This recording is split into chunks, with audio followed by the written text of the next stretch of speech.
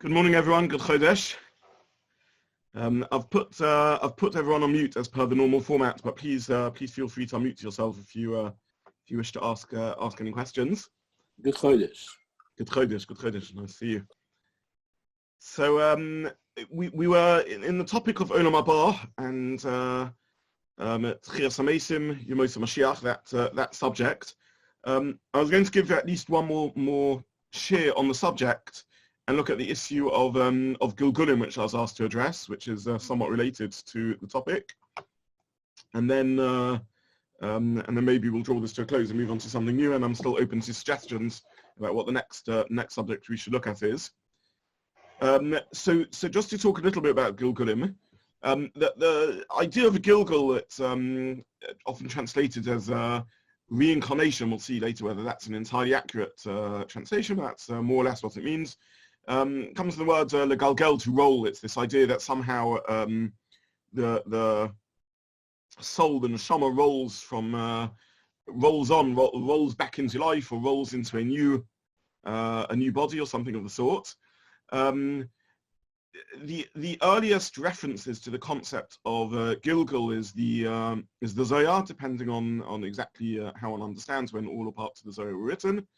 And but the Zohar at least understood to date back to the times of the Tanaim, to Rabbi Shimon bar Yochai. But amongst non-Zohar sources, the earliest place it's referenced is Rav Sadia Gaon. The Gaonim do not reference the Zohar. They don't seem to have had access to it, or it wasn't around in exactly the form that we have it now.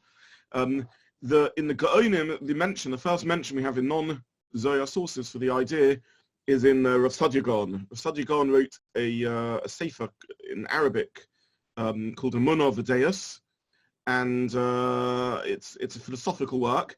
Rav Sadia Gaon, in the era of the Gaonim, in the generation of Rav Sadia Gaon, so we're talking here in the 800s, the language of the center of the Gaonim, which of course is in Bavel, Iraq, shifted from the Aramaic culture of previous Bavel to the Arabic-speaking culture of post the conquest of that region by the Muslims.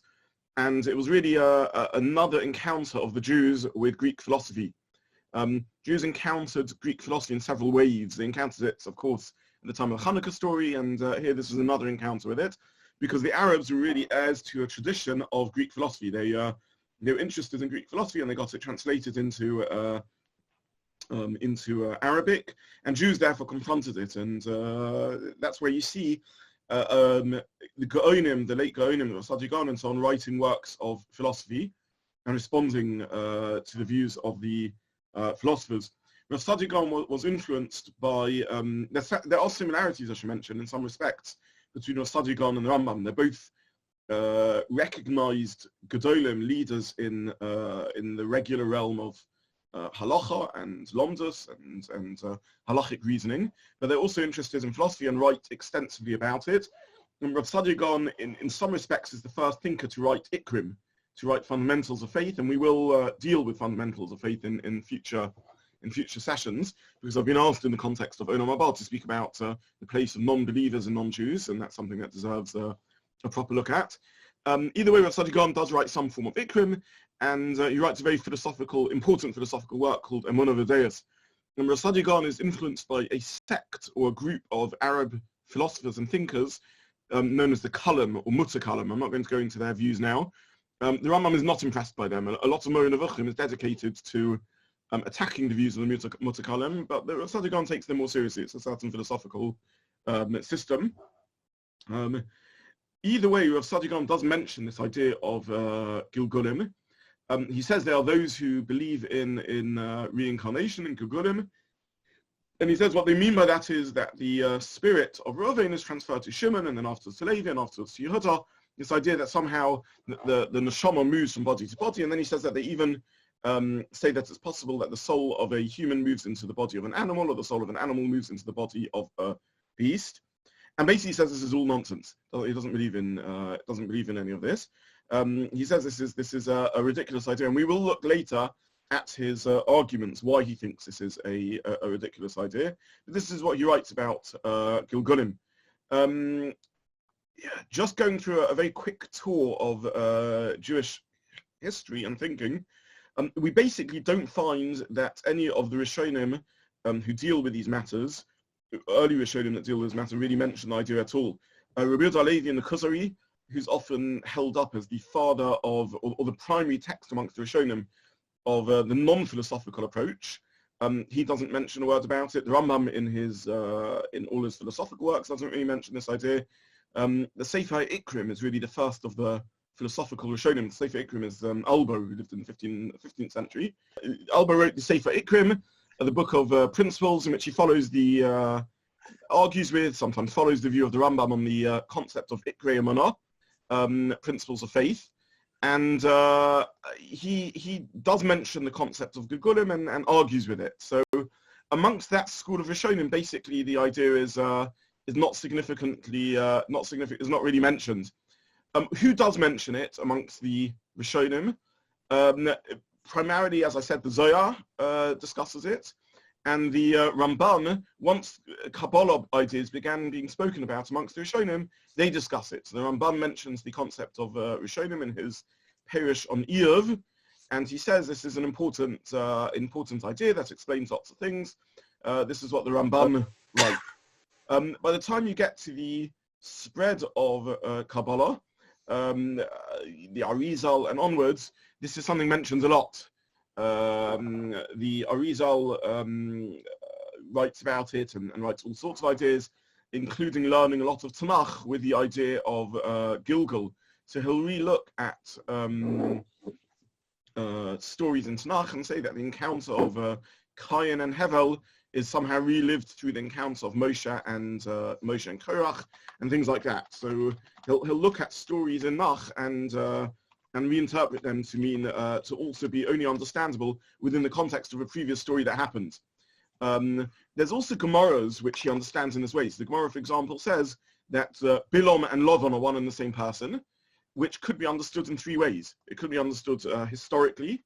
It could be understood conceptually, that saying there's something similar about their personalities. We find them as sort of two of a kind, or it could be understood as Gilgul. And this is how the Arizal understands this idea. So this is a quick survey of the sources amongst the Gaonim and the Rishonim. By the time you get to the Achronim, it's referred to a lot, and as is well known, a lot of Hasidus talks about these ideas and speaks about about Gilgulim taking place. So this is a background in terms of the history of who said it. What does the idea of Gilgul mean? So you find Gilgul meaning three things really. As I said already, it's translated as Gilgul as a re-rolling of the neshama back into a separate body. So either it means that literally a neshama that was in one body inhabits, moves into another body, or they talk about ibur, which literally means pregnancy. In other words, in the same way as in pregnancy, one life carries another life inside it. Similarly, a neshama is carried inside the life of someone else. So I'm primarily one person, but I carry inside me the neshama of another person for a particular role or a particular purpose, and it helps me in that. They also talk about nitzutz, a spark. So it's impossible that someone gets a part of someone else's neshama. So I'm not a whole person myself. I'm not the whole of someone else's neshama. I have an aspect of the neshama of someone else, perhaps a great person. And this is a similar idea. And then there's the various ideas around the dibuk, which is somehow a neshama which occupies someone else in a negative way in order to bring tikkun or in order to punish. And that's also the way it's used often in the language. So these are different ways in which the concept of Gilgul is spoken about. Now, what are we to make of all of this? So the first thing is, again, as I've tried to stress previously, I'm not in the business of taking sides between the Mekabalim and the philosophers. These are classics of Jewish thought, and when you find an argument between the Arizal and the Zohar and the Mekabalim and on the one hand, and the Rambam and the Gaonim on the other hand, it'd be foolish really to step in and voice a particular opinion. However, I will share the problems that really Rasaji Garn already raises around this issue. And I want to demonstrate that this is part of a larger machlokus between the two. I think, in my understanding, this reflects a deeper issue. When someone asks me, do I believe in Gilgulim, The first question is, what do you mean by the term Gilgul? Actually, what do we mean by Gilgul? So I've spoken about, just in purposes of starting the shir off, I spoke about the translation of the word. It means to roll in, and neshama occupying the neshama of someone else. Different meanings of the term, nitzitz and Gilgul and ibur and tibuk and so on and so forth.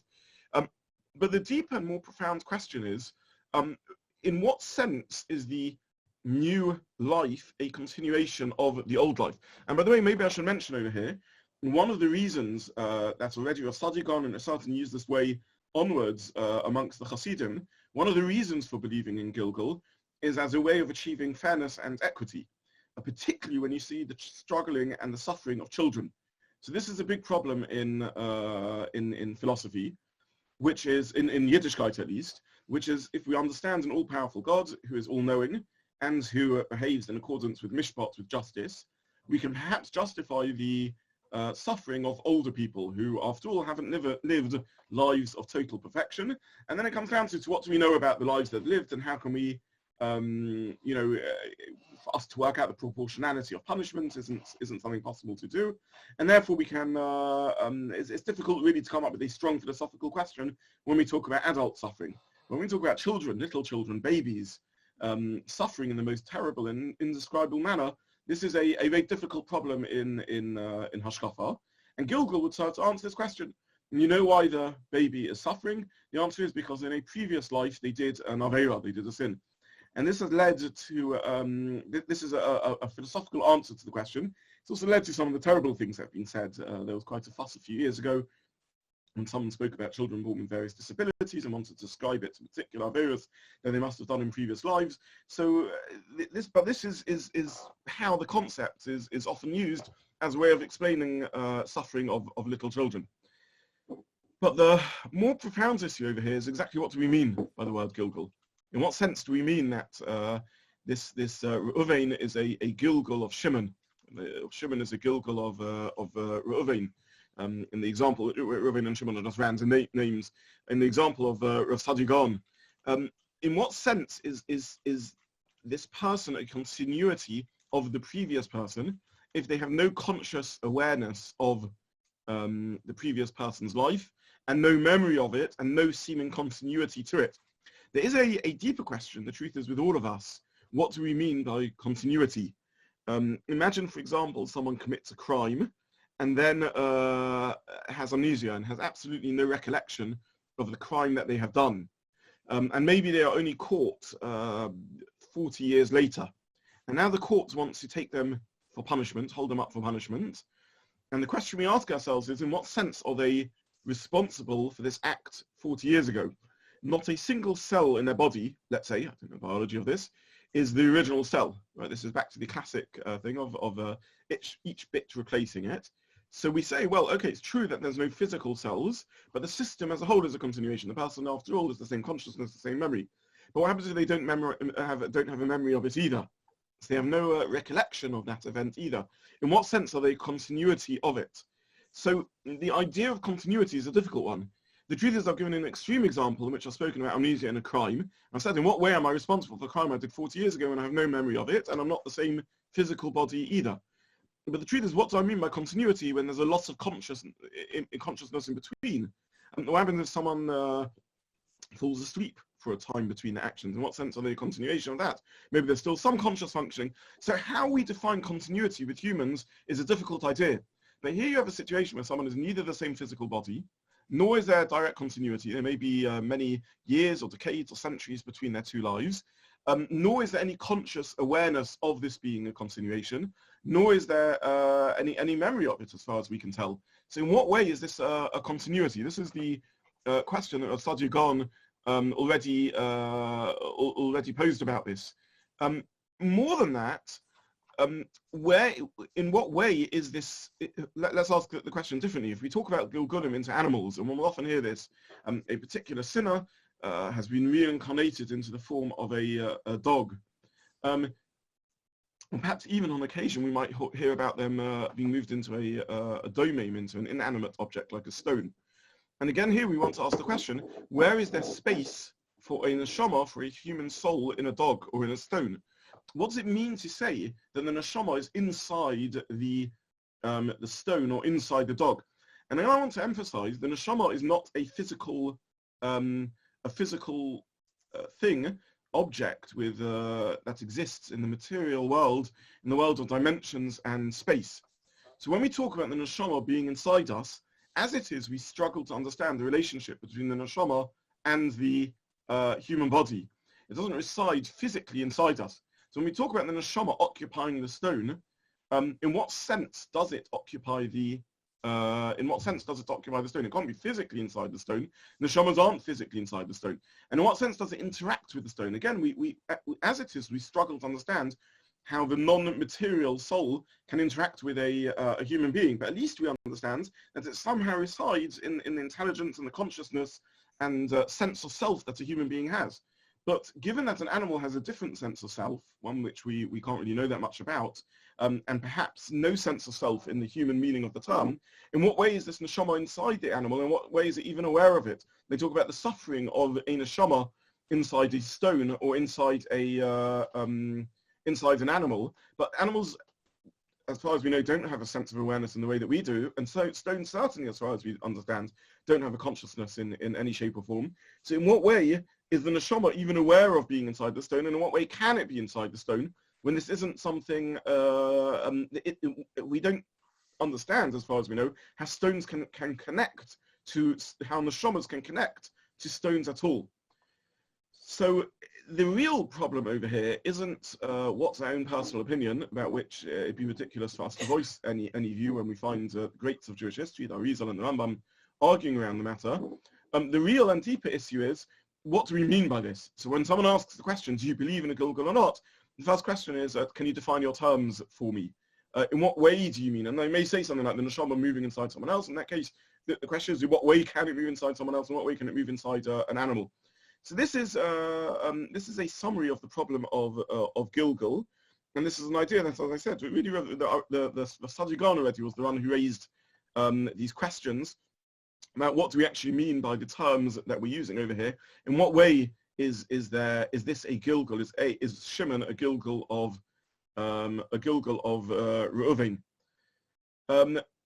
It probably, and I think this is accurate to say, partly the discussion comes down to the broader issue about what exactly we mean by the neshama. If we mean by the neshama some sort of supra-rational existence, again, maybe let's just talk about the purpose of mitzvahs, which we've discussed before. In the Rambam, mitzvahs form an effect upon a part of the human being, a part of the human essence which is accessible to us. It's consciousness forming, it's consciousness molding. The Rambam believes that by doing mitzvahs and by engaging in Torah and in Chokhmah, we mold our minds and our way of thinking, and we change how we perceive the world. We change our moral sense, our insight, and that's what it means to get Olam HaBa. Our consciousness continues, our minds continues, our seichel continues, is removed from bodily form and aware now of the truths of existence, which include living in the spiritual realm, by which we mean the realm of concept, the realm of morals and spirituality and the like. So the Rambam understands the neshama to be a reference to that which is spiritual or non-material, immaterial inside ourselves, meaning mind, meaning consciousness. And therefore we can access an aspect of our neshama, perhaps even the whole neshama, because this is a consciousness forming. If one does mitzvahs according to the Rambam, wholly oblivious of their idea behind the mitzvah, one has achieved much less or very little, because the mitzvah is meant to mold you into a certain form, into a certain sort of being. One's achieved something, because certain mitzvahs certainly have an effect on your character, even without knowing the reason behind. If one does chesed and kindness, or tzedakah and the like, one is impacted by the act, even without being a philosopher. If one has a mezuzah up on one's door one's whole life, and one has no idea whatsoever that the mezuzah is there to remind you of Hashem, even the most basic idea, or that the mezuzah contains the story of Yetzias Mitzrayim and so on, and one walks through that room every single day and has the mezuzah up, has no idea of it, and the Rambam's thinking the impact is very minimal. Because in what way am I connecting myself to it? It isn't consciousness forming. The Mukabalim, on the other hand, understand mitzvahs to be primarily supra-rational. They somehow have an effect on the metaphysics of my existence, my mitzias, the the spiritual element of my Matthias, which is not always accessible in a conscious or aware manner. And therefore the neshama isn't primarily affected by the being molded by the mitzvahs into a certain sort of being in a way that's accessible to me. They agree with the Rambam, it's the impact of the mitzvahs on me which is important over here. But the nature of that impact isn't one which we can think of in terms of awareness and consciousness and my seichel, my intelligence and my ability to reason, but is beyond access on the conscious level, beyond a rational sort of relationship. One of the differences that would come out between these two views is how we would relate to two people. One of them has a mezuzah up all their life, which is possible, but is cognizant and conscious and aware and thinks about the meaning behind the mitzvah. And another person has a mezuzah up all their life, which is kosher, but is unaware of, completely oblivious and is a coarse and base human being who has no real relationship to the mezuzah and understanding of what it's about. So the Mekubalim, and this is certainly the mainstream view since the rise of Kabbalah, so nonetheless this person has done the mitzvah in the case of having a mezuzah up that's kosher, another person hasn't done the mitzvah in the case the person doesn't have the mezuzah up that's kosher. It's a pity, it's sad, but nonetheless they haven't done the mitzvah. So this is how they would view it. The Rambam would say, of course the person hasn't done the mitzvah, has lost something because he hasn't obeyed the commandment. On the other hand, a very significant part, perhaps even the primary part of the mitzvah, they're still achieved because they have the insight and relationship to what the mezuzah is about. What have they lost? They've lost obedience to halacha, they've lost obedience to Hashem, which is clearly an important part of our lives. We are avodim, we're creatures created by Hashem, and therefore owe him obedience. In addition, halacha is a legal system. It has to have parameters. All law involves boundaries and definitions, and has to be talking about something and not something else. And therefore, having a mezuzah up that's missing words is possible, and a mezuzah that has a letter missing is also possible. Even a letter misformed, it has to say that which it's meant to say. Otherwise, we descend into an antinomian, non-halachic world of chaos. Everything has to have definitions, and I've lost that relationship to halacha. That's true, but nonetheless, the core value and insight of the mezuzah remains with me because it has that effect on me. So it depends on how one views mitzvahs, and interlinked to that depends how one views neshamas. Also, somewhat linked to this is the relationship to the concept of Gilgal. If the primary concept of what a human being is that which is accessible to us, our consciousness and our minds and so on, and again, I'm aware that as the brain deteriorates through an accident or through other conditions, the consciousness, our relationship to consciousness also changes. Nonetheless, that's merely the interaction of the consciousness with the physical. But the Rambam understands that when the body ceases to exist, consciousness remains, our minds remain. However, what would it mean for that to be moved into another body when the other body doesn't have the same mind? So let's say a great tzaddik and Talmud Chacham enters into a Gilgal due to some mistake they've made. Where has their sophisticated mind and consciousness gone to? How can it be the same mind when they are reborn into a baby that has no sophistication and no insight whatsoever and doesn't have a mind that seems to be a sophistication of consciousness at all? So this is and isn't in any way accessible to the previous insight and character-forming nature of mitzvahs that had an impact upon this mind and consciousness previously. So in the Rambam, it appears that the conversation doesn't start. There's nothing to talk about. Whereas according to the Mekubalim, we talk about a neshama. So a neshama is a metaphysical entity removed from my consciousness awareness, inaccessible to me as a conscious human being. So there at least the conversation can start. We still, I think, have a Sadigan's questions about in what way does it connect to the new body? In what way can it be said to inhabit the new body, particularly if this new being is a stone or an animal? Nonetheless, at least we can begin questioning the idea because we can conceive of the spiritual neshama being moved over from being to being. Whereas if it's a mind which is an accessible form of consciousness, and by definition, if it's inaccessible, it wouldn't seem to be relating to this new body in any way at all. So I think that's a summary of some of the problems around the idea. And some of the thinking of the Rishonim on the matter. I'm happy to just pause if anyone wants to say anything about it, ask any questions about this idea. Rabbi Zobin, I have heard it suggested that if one has a predilection for some kind of avera, for whether you're hot-tempered or jealous, whatever it is, this may be an indication for those who believe in Gugolim that in a previous existence you had that. and you now have to correct it. Could that be some suggestion of the way it works? Look, again, I mean, anything is possible, and I'm not in the business here of taking sides. It doesn't appear to be the only explanation of a predilection, of an inclination. There are other possible explanations of why one might be drawn. All of us are different with our own tchnot, our own personality qualities, our own physical makeup and psychological makeup and emotional makeup, and therefore there are other explanations one could give as to why people have inclinations towards particular behavior or particular positive or negative behaviors, and therefore there doesn't seem to be a reason to call upon Gilgal to explain this. The main challenge of Gilgal is that of childhood suffering, which seems inexplicable. And interestingly, it's possible that the Rambam was bothered by this question here, because if we go back to the concept of Olam HaBa, of Techiat HaMetim, according to the Rambam, Techiat HaMetim may be coming to resolve this issue. And we asked, according to the Rambam, why should the person need to be reborn in a body in order to relive in a bodily form, particularly since, according to the Rambam, that isn't the essence of what a true spiritual existence is about. And one answer to the question was in order to allow everyone to experience the most HaMashiach when there aren't the difficulties and pains and distractions, and therefore they're able to maximize their potential. Now, in a sense, this is the Rambam coming to resolve the whole problem. How can it be that different human beings go through life experiences which seem to minimize their potential because they have to spend their time in a terrible struggle to earn a living or in times of persecution? And his answer to the question is Techiat HaMetim.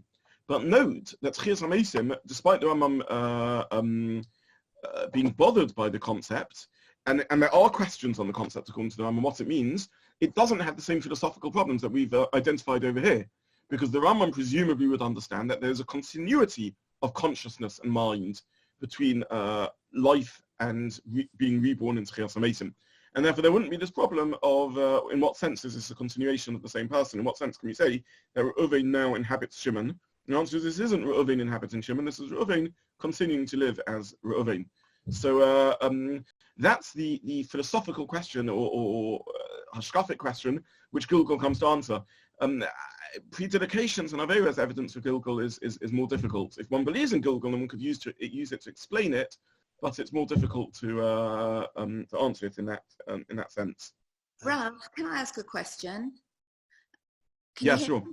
Yes. How? Because it suggests from the way you present this that you don't really believe in this concept, and I wonder, how do you marry then the idea of we're told that all our souls were at Sinai and that we were all there, and isn't that in a way reflective of the concept of this Gilgal idea? Because if we were all at Sinai, how are we all here now if there isn't this concept of tikkun and correction and coming back to improve our soul, whether it's in at a higher level within the human form, or God forbid in a lower level in an inanimate form?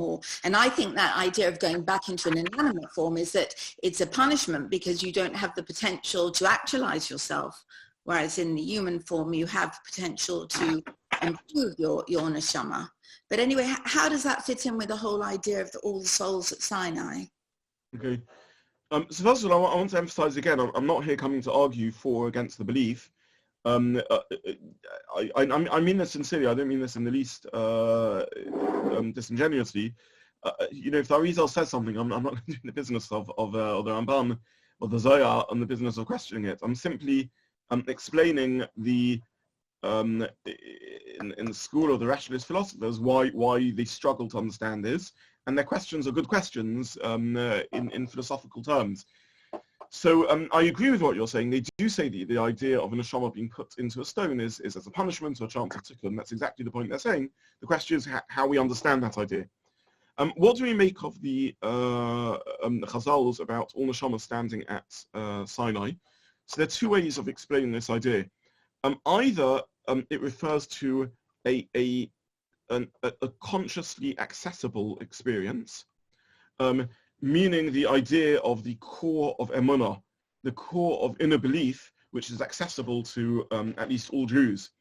I'm not going to go into the discussion now at length because it really deserves a discussion in its own right, but there are very strong schools of thought that emunah is not something that needs to be proven philosophically or rationally, nor would it even be due to the Masorah of the event at Har Sinai, but it may be something inbuilt into our consciousness, into our psyche, and almost axiomatic. An axiom is a premise which can't be justified in terms of other things, but seems to be a foundation upon which other beliefs can be built. So, for example, the whole of this conversation, the whole of science, the whole of maths, is all based upon the axioms, the assumptions of logic. The assumptions of logic are very basic principles of reason, such as if A is bigger than B, and B is bigger than C, then A is bigger than C. Or if A equals B and B equals C, then A equals C. And then no one can prove these axioms. They're not provable. They simply seem to be the tools with which we use to construct other logic. They seem to be axiomatic. They just seem to be basic premises that we can't conceive of the world as not containing and possessing.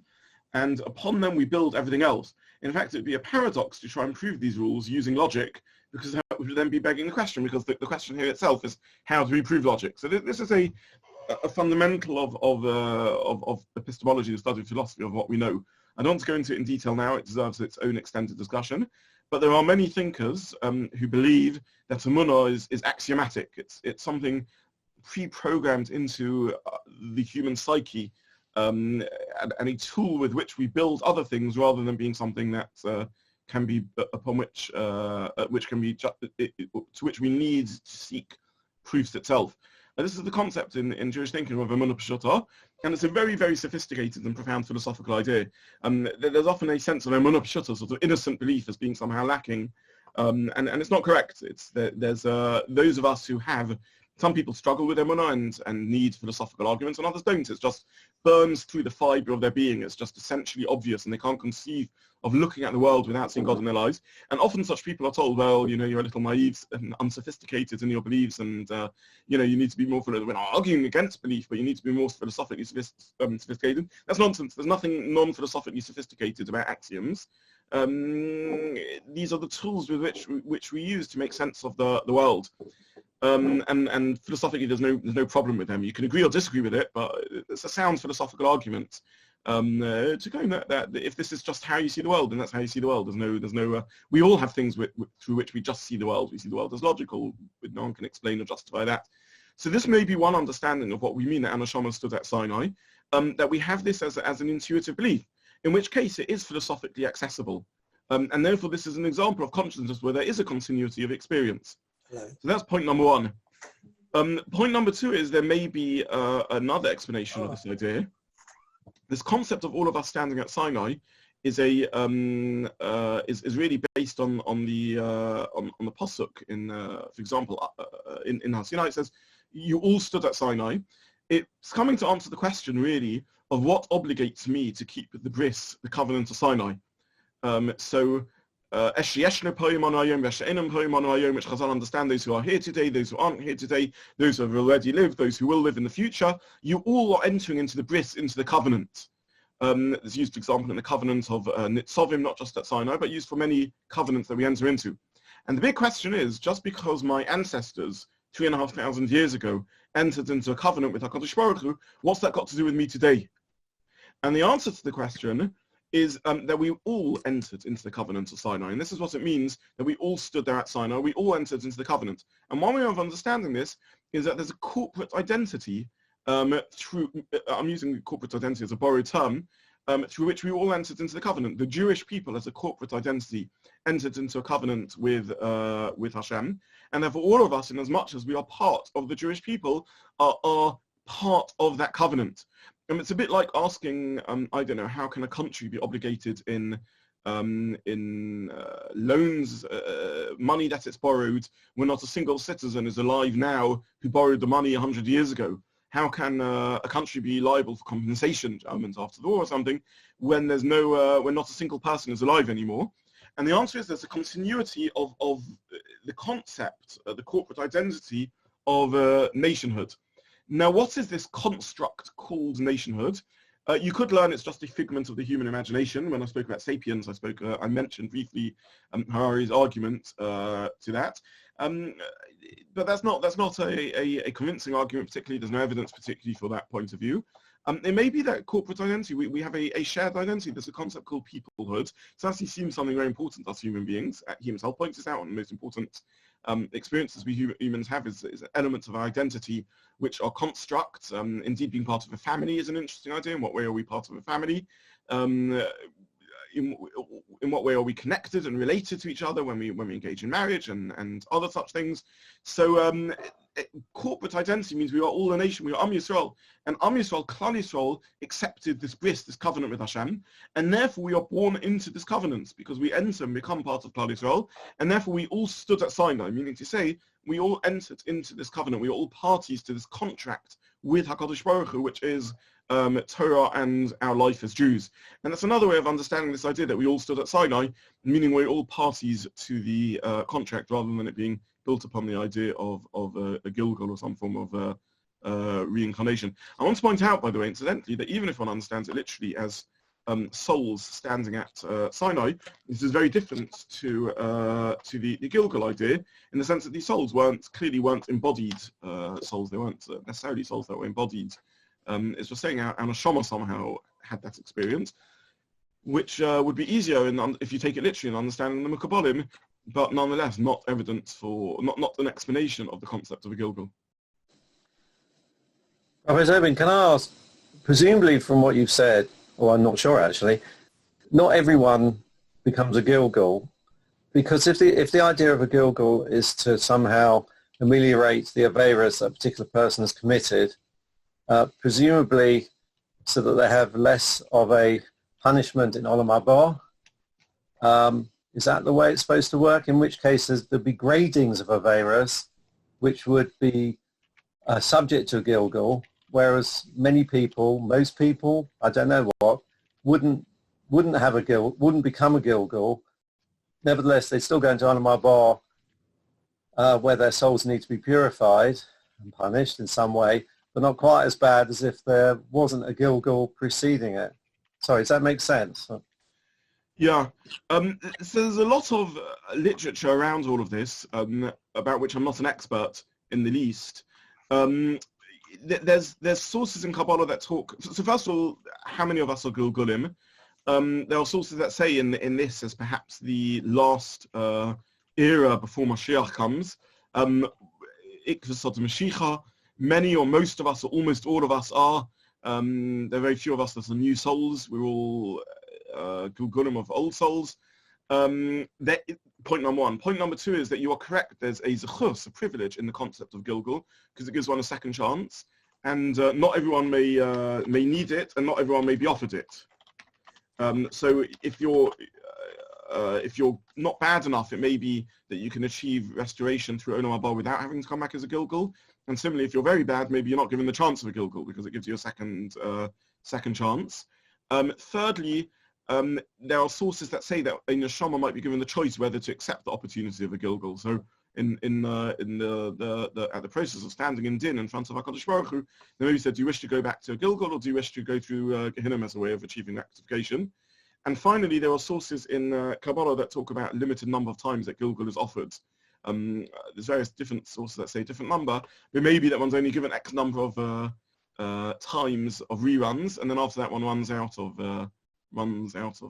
chances. There are still Mekabolim today that offer people the chance to identify who they are Gilgal of and what they need to rectify, and perhaps explain difficult events that they went through in their lives based upon the concept of Gilgal.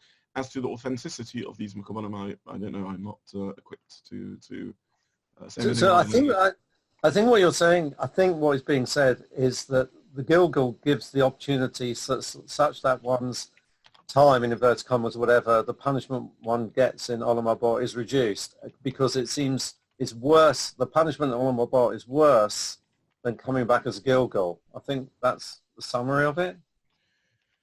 There may be different perspectives, and maybe pros and cons, meaning it may not be quantitative, it may be qualitative. It may be there's certain sorts of Averos that Olam HaBa can't deal with because it needs a tikkun in this world. And there may be pros and cons to each option. It may be that Olam HaBa represents worse suffering, but coming back means greater risk. Because there's a chance that you'll mess up second time round.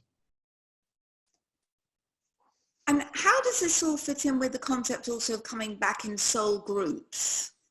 Is that something that you could elaborate on a bit? Yeah. So there's two meanings to this concept of soul groups. It can either mean people being brought back together with others for them to re-meet and re-encounter each other and rectify something. So, for example, a husband and wife in a previous marriage may be brought back again the second time round in relive again as a husband and wife to correct elements of the relationship. It may be as simple as Reuven owes Shimon money and didn't pay it back, and therefore Reuven and Shimon are both brought back, and this time Reuven gets a chance to give Shimon the money back. Things like that.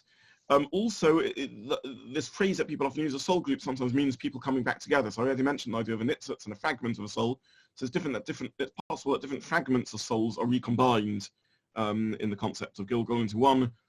One may think of oneself as one person, but in fact maybe one's made up of composite souls.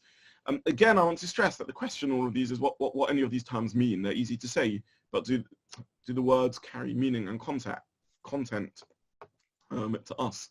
That's really the question over here. You can have a sentence in which every word in and of in itself makes sense, but in combination it doesn't, and that's the question over here. I can say a square triangle. There's nothing problematic with understanding the concept square, nothing problematic understanding the concept triangle, but together a square triangle, that isn't a word, that isn't a phrase that carries any content to it, and that's the difficulty over here. What do these things really mean? But the statement of facts is as I've just shared. Okay, we'll stop now.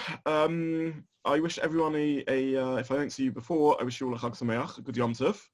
Have a meaningful Shavuos. Gilgul and no Gilgul, thank you, Deborah, for pointing out Marmat Sinai, which we will be reliving at Shavuos, and we're definitely meant to be reliving the experience, that's no doubt. Whether we are mystically reliving it literally or psychologically, emotionally or spiritually, we definitely need to invest effort in reliving it and reading the descriptions and remembering it. It's a mitzvah in the Torah to remember Moshiach remember Matan Torah and understand it, and hopefully we'll be able to gain from that. I wish everyone a good Yom Tov.